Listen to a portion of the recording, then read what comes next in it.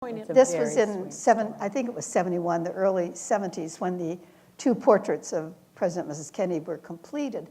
And Mrs. Nixon wrote to Mrs. Onassis asking what she would like to do about a ceremony to present them. And Mrs. Onassis wrote back and said she really wasn't up to a ceremony.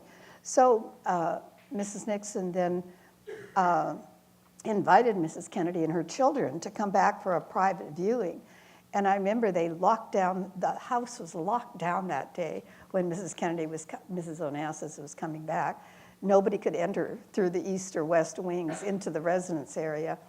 And they invited Mrs. Kennedy and the children to look at the portraits that we had hung them on the locations they were going to be, and then invited them up to the private quarters, and Julie and Tricia showed the children the rooms that they had been in when the Kennedy children were young. And then the President, Mrs. Nixon, invited them for a lovely private dinner.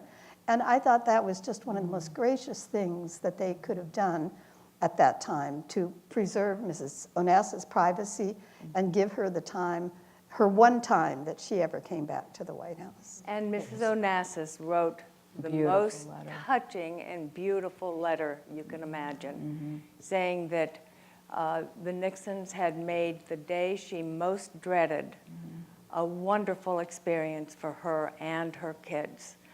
And it just, would bring a tear to your eye to see this letter. She was also very complimentary to Mrs. Nixon about how the White House had been improved.